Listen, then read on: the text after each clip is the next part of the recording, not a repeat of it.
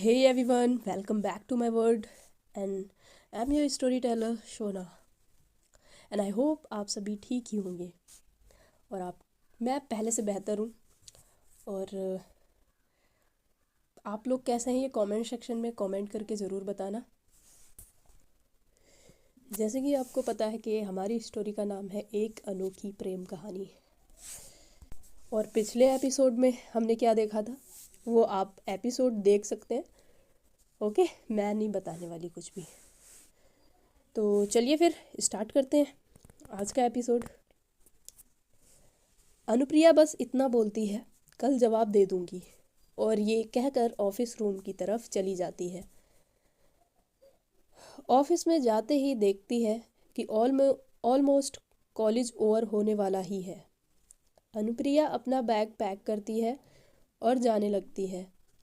वो फ़ोन पर बात कर रही थी, इसलिए सामने ध्यान नहीं जाता है उसका।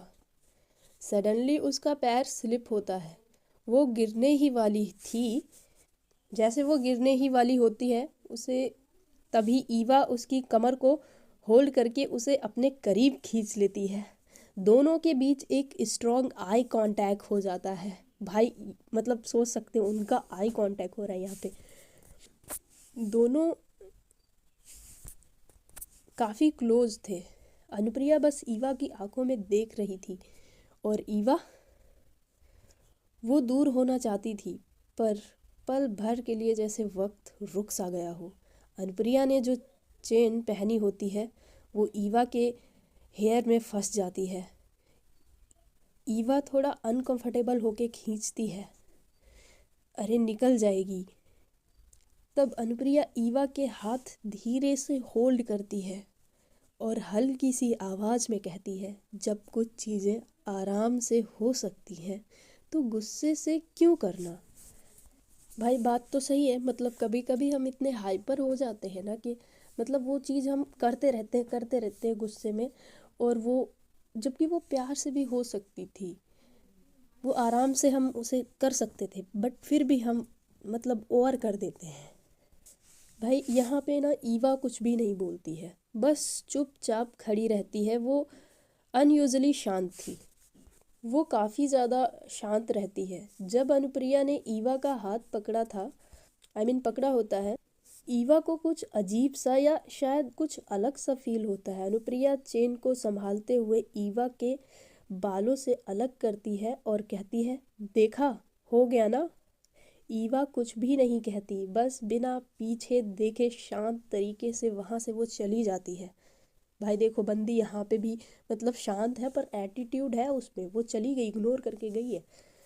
ईवा का इतना ज़्यादा शांत हो जाना अनुप्रिया को अच्छा नहीं लगता है। अनुप्रिया मतलब वो सोचती है यार क्या है ये, ऐसा करके वो मतलब उसको बिल्कुल भी अच्छा नहीं लग रहा था कि ईवा इतनी ज़्यादा शांत थी।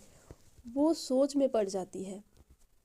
अनु मैडम घर पहुंचती है। आज से काशवी भी अनु के साथ रहने वाली थी।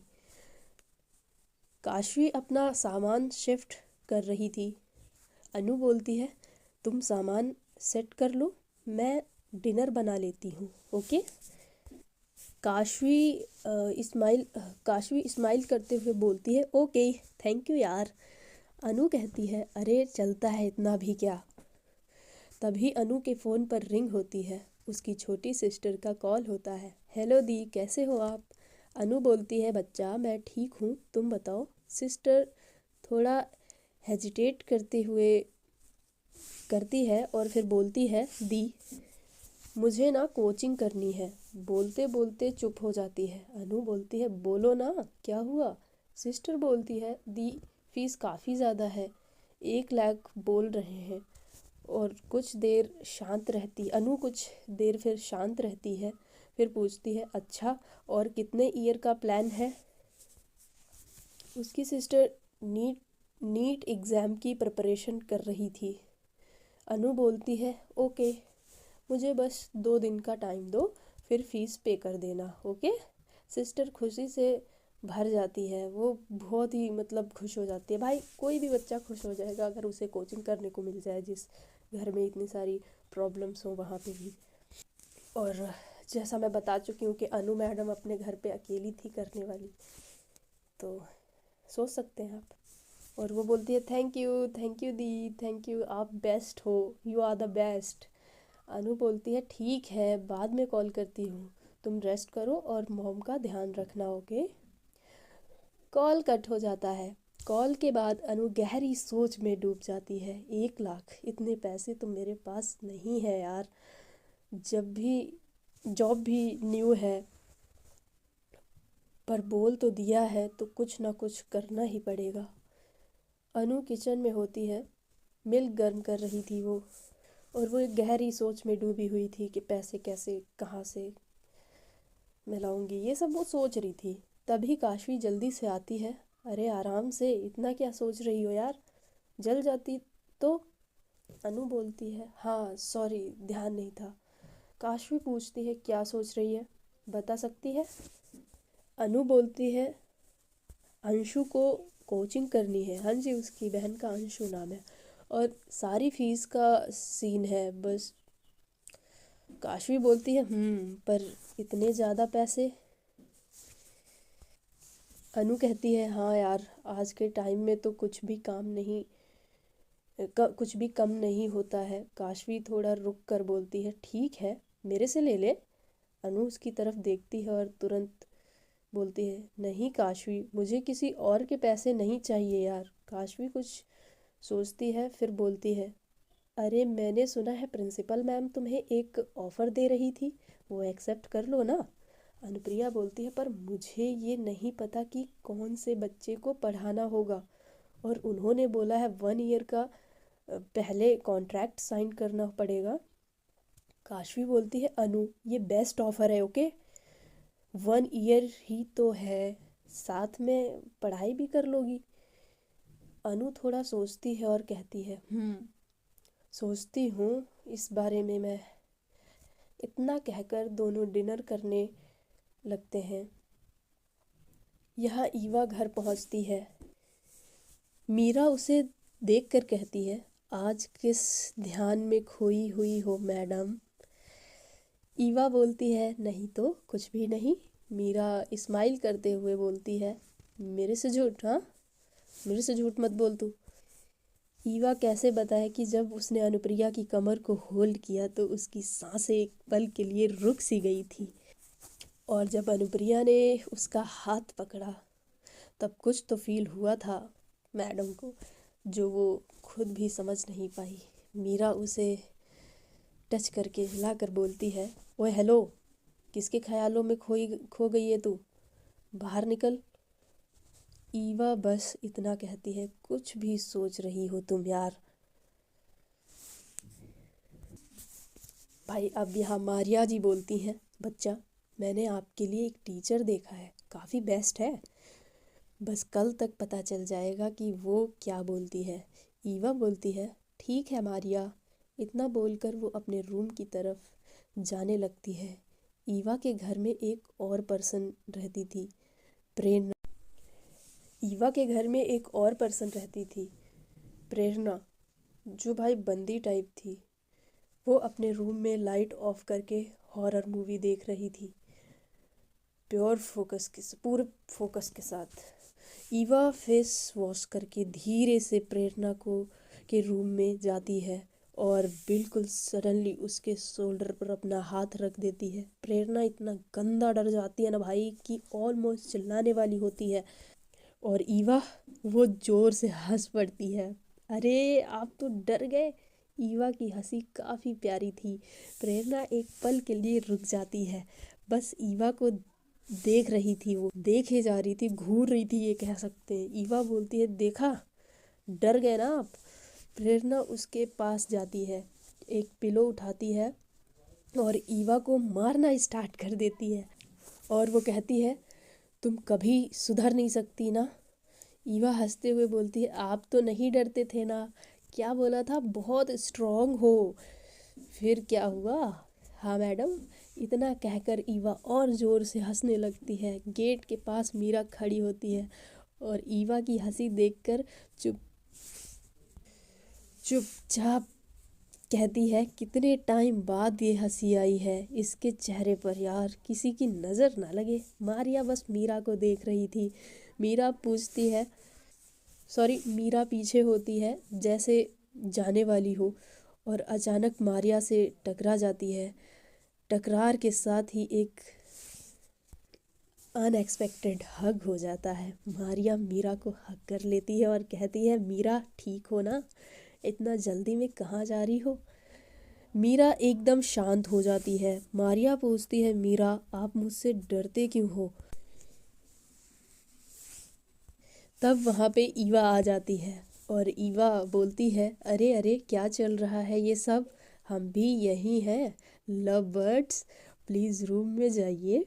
मारिया भी मीरा की तरफ देखती है। मीरा चलने लगती है पर शौक में मारिया को ही देखती रह जाती है। मारिया धीरे से मीरा के बाल पीछे करती है और बोलती है, क्या ख्याल है, क्या ख्याल है मैडम। मीरा बिना कुछ बोले शांति से वहाँ से चली जाती है। यहाँ हमारी ईवा बोलती है, मारिया आप उसे परेशान क्यों कर रही हो यार। मारिया मुस्कुराते हुए बोलती है, शांत स्टार्ट किसने किया था। ईवा बोलती है, ओके मारिया जी, मैं जा रही हूँ, ड्रेस चेंज करना है। मारिया बोलती है, बिल्कुल, जो आपको सही लगे करिए। मारिया फ़ोन पर बात करते हुए वहाँ से चली जाती है। ईवा अपने रूम में जाती है। शायद वो कुछ सोच रही थी। वो अपना फ़ोन निकालती है और ऑडियो प्ले करती है और बस बेड पर बैठ जाती है। वॉइस नोट किसी का था, पता नहीं, मतलब किसी का तो वॉइस नोट था जो वो सुन रही थी। शायद कोई उसमें ना सॉन्ग गा रहा था। ईवा चुपचाप सुनती रहती है उसको। आंखों में एक अजीब सी शांति और मन में कुछ अनसेड सा एहसास तो था उसकी। मतलब आंखों में ऐसा कुछ दिख रहा था कि कुछ तो है भाई, पता नहीं किसका वॉइस नोट है जो वो सुन रही है। ईवा बस शांति से बेड पर बैठी हुई होती है। उसके फ़ोन पर उसी मोमेंट उसकी मॉम का कॉल आता है। उसी वक्त ना उसकी मॉम का कॉल आ जाता है जब वो शांति से एकदम खोई हुई सी लेटी हुई थी। ईवा कॉल पिक करती है और बात करने लगती है। इस बार ईवा अपनी माँ को ज़्यादा कुछ नहीं बताती। वो बस हाँ ठीक हूँ टाइप बातें करती है, ओके पर उसका मन कहीं और ही अटका हुआ होता है। मतलब उसका मन कहीं ना और अटका था, वो किसी और सोच में पड़ी हुई थी। उसके दिमाग में सिर्फ अनुप्रिया चल रही थी। अनुप्रिया का वो टच, उस पल का एहसास और वो अजीब सी फीलिंग्स जिसे वो खुद भी समझ नहीं पा रही थी। उस रात ईवा पूरी तरह घर से बाहर रहती है। भाई वो रात को बाहर निकल जाती है और रात भर बाहर ही रहती है। उसने थोड़ा ड्रिंक किया था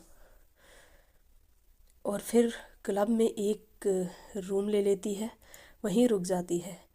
यहाँ अनुप्रिया भी काफ़ी सोच में होती है।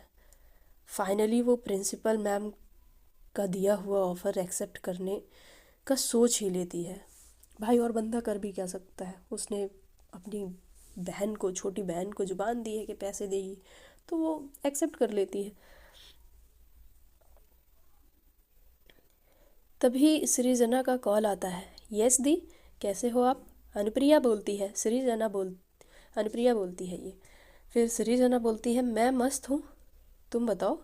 अनुप्रिया सृजना को अपनी सारी प्रॉब्लम्स बताती है, फीस, कॉन्ट्रैक्ट, फैमिली रिस्पॉन्सिबिलिटीज़। बस ईवा के बारे में ज़्यादा बात नहीं करती। देखते देखते रात गुजर जाती है। रात के करीब 3 बजे थे। ईवा अपने घर वापस आती है। वो फ्रेश होती है, थोड़ा मेडिटेशन करती है, फिर हल्का सा वर्कआउट। ईवा को रनिंग का बहुत शौक था। आज फिर वो रनिंग के लिए निकलती है। वो अपने कॉलेज के आसपास ही जाती है क्योंकि पास में एक स्पोर्ट ग्राउंड था। ईवा रनिंग ड्रेस में बहुत हॉट लग रही थी। हॉट नहीं, बहुत हॉट लग रही थी। फिट, कॉन्फिडेंट और थोड़ी सी थकी हुई। कुछ लड़के उसे घूर घूर कर देखते रहते हैं, पर ईवा बिल्कुल इग्नोर करती है। भाईबंदी किसी को भाव नहीं देती थी, मैं पहले ही बता दूं। थोड़ी दूर जाकर ईवा एक जगह रुक जाती है। सामने से एक लड़की आ रही होती है। भाई, एक लड़की सामने से आ रही है, देखते हैं क्या होता है। नॉर्मल वॉक करते हुए ही आ रही थी वो। ईवा उसे नज़र भर के देखने लगती है। जैसे ही वो लड़की पास आती है, ईवा समझ जाती है वो कोई और नहीं, हाँ जी, वो हमारी अनुप्रिया मैडम थी। अनुप्रिया बोलती है, ईवा क्या हुआ, आर यू ओके? क्योंकि ईवा की आंखें काफ़ी ज़्यादा रेड हो चुकी थीं और ये बात अनुप्रिया नोटिस कर लेती है। ईवा कुछ नहीं बोलती, बस जाने लगती है। अनुप्रिया उसका हाथ पकड़ लेती है। तुम ठीक हो ना? ईवा रुक कर थोड़ा गुस्से में बोलती है, आपको अपने काम से मतलब होना चाहिए, मेरे से नहीं। इतना कहकर वो आगे बढ़ जाती है। ईवा थोड़ी आगे जा चुकी थी, तभी 2 से 3 लड़के एक साथ आते हुए दिखते हैं। उसमें से एक बोलता है, यार देखा क्या, एक लड़की गई है, काफ़ी कमाल लग रही थी। दूसरा बोलता है, चल चल थोड़ा मैडम से बात करके आते हैं, चल चल चलते हैं। ईवा ये बातें सुन लेती है, पता नहीं क्यों, पर उस पल ईवा को लगता है जैसे ये बातें अनुप्रिया के लिए हो रही हैं। उसका दिल एकदम से टाइट हो जाता है। भाई, बहुत गुस्से में आ जाती है वो। ईवा बिना कुछ सोचे पलट कर अनुप्रिया की तरफ वापस चल पड़ती है। तो गाइज़, आज की स्टोरी बस यहीं तक रहेगी एंड आई होप आप लोगों को स्टोरी पसंद आई होगी। और अगर कोई इसमें कमी लग रही है आपको तो आप बता सकते हैं, और मैं टाइम बढ़ाने की कोशिश कर रही हूँ। आगे चल के एपिसोड लॉन्ग आने लग जाएंगे, अभी कुछ प्रॉब्लम चल रही है गले ऑन एंड हेल्थ, ये सब एंड ऑल। तो चलिए फिर, do like, subscribe and share please, and अपना प्यार दे के जाना कमेंट सेक्शन में please. Thank you so much. ख्याल रखना अपना, मिलते हैं कल।